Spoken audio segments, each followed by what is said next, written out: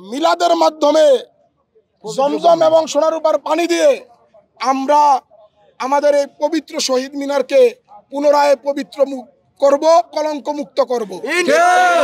আমাদের একটি ঘোষণা আছে, আগামীকাল বেলা 11টায় আমরা ফ্যাসিস্টদের তালিকা প্রকাশ করব। গত 17 বছরে যত রকমের ফ্যাসিস্ট ছিল সকল ফ্যাসিস্টের তালিকা প্রকাশ করব। আপনাদেরকে উদাত্ত আহ্বান জানাই, আপনারা আসবেন, আপনাদেরকে দাওয়াত দিয়ে রাখলাম। ঢাকা বিশ্ববিদ্যালয় রাজু ভাস্কর্যের পাদদেশে যেখানে আমাদের অবস্থান কর্মসূচি চলছে, আর আওয়ামী লীগ নিষিদ্ধ না হওয়া পর্যন্ত রাজু ভাস্করের পাদদেশে আমাদের এই অবস্থান কর্মসূচি লাগাতার চলতে থাকবে ইনশাআল্লাহ। আমরা এখানে মিলাদ পড়ে জমজমের পানি দিয়ে সোনারূপার পানি ছিটিয়ে শহীদ মিনারের পবিত্রতা আমরা ফিরিয়ে আনবো।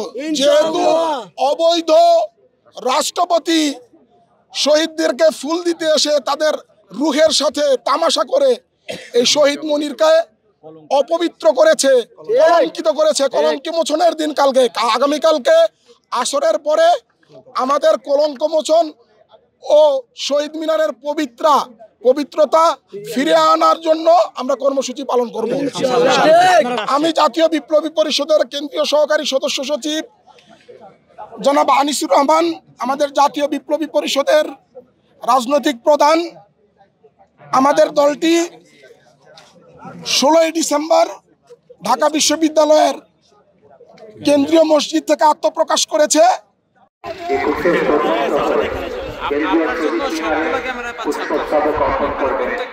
গণপ্রজাতন্ত্রী বাংলাদেশের মহামান্য রাষ্ট্রপতি জনাব মোহাম্মদ শাহাবুদ্দিন এবং গণপ্রজাতন্ত্রী বাংলাদেশ সরকারের মাননীয় প্রধান প্রধান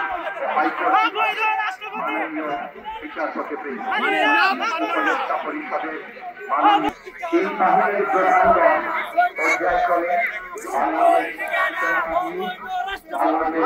নৌবাহিনী ও বাংলাদেশ বিমানবাহিনী প্রধানগণ, গণপ্রজাতন্ত্রী বাংলাদেশ সরকারের মাননীয় attorney general, Bangladesh public service কমিশনের মাননীয় সদস্যবৃন্দ, বিশ্ববিদ্যালয় মঞ্জুরি কমিশনের মাননীয় চেয়ারম্যান ও সদস্যবৃন্দ, inspector general of police, DMP commissioner, BGB, RAB ও এনএসআই মহাপরিচালক, সম্মানিত